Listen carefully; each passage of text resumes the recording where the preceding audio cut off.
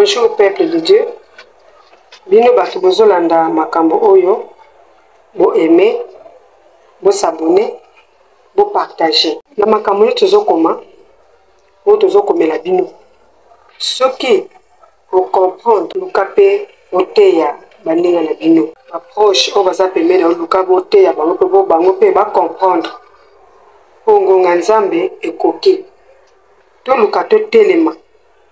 Ndenge Isaac ayebisaka Esaü, mokolo oko comprendre pe oko tomboka nyonso oyo yo ekozonga. Tanga yango na Genèse 27 verset 40. Ndenge moko pe na biso to comprendre to telema po tozwa bolamu oyo Nzambe abombela biso mpona race noire. Soki omoni ko ozo comprendre te, ozo comprendre eloko moko te, to afficher ba numéro o benga biso poto o expliquer yo pona ko faire comprendre yo isika o zo comprendre te.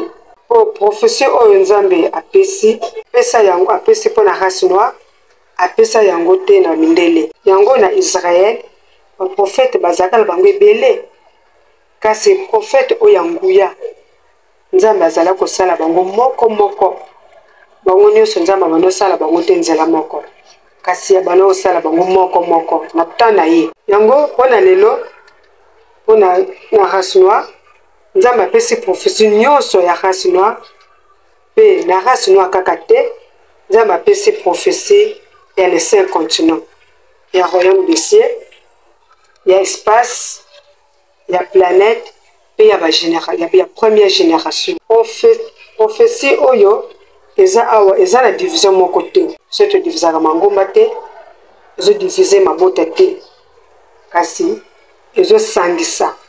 Po tozo lebela ndenge Nzambe abimelaka na ba prophète ya kala. Ndenge Nzambe abimelaka prophète William Apana, ndenge Nzambe abimelaka prophète Simon Kimbangu. Soki oza na église songolo toza na ba prophétie nyonso. Nzambe si a changé esaleli nyonso oyo nyonso akala alongoli yango a changé esaleli asika. Tanga yango na Isaïe 48 verset 3 à 8, 1 Corinthiens 13 verset 9 à 10.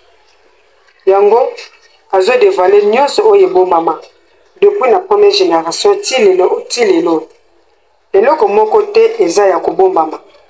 Comme na RDC ba prophète bazana bango ebele mais o Nzambe apesi prophétie oyo baza ebele te mais na ebite soki ba mosusu bazali mais na part na ngai ezo komela bino ponga na zona na raison. Au plan ya Nzambe si échanger esengeli bopusana po bozwa makambo oyo ekopesa bino valeur boluka te ebimla na bamindele.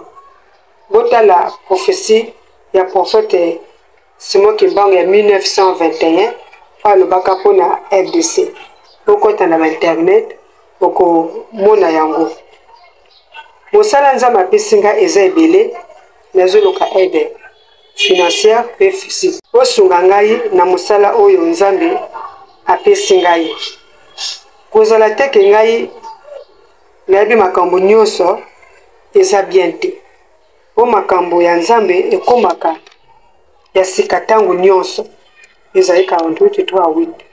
Likambo nyonso otangi awa osepelisi yo moyo commenter eza te po oza moto église mosusu eza bien te ndeko na ngai biso toza bato ya église te pe tozali bato ya Nzambe. Tolukaka te tokende na église mais tolukaka tokende epai ya Nzambe. Amos 5 4 à 8. Makambo ya Nzambe esilaka te. Nyonso Nzambe apesaka kaka prophétie na ye yango makambo ya kokoma esilaka te. Makambo ya Nzambe ezonga kaka ya sika tango nyonso. Ecclésiaste 12 verset 12. Nzambe apambola bino. Merci.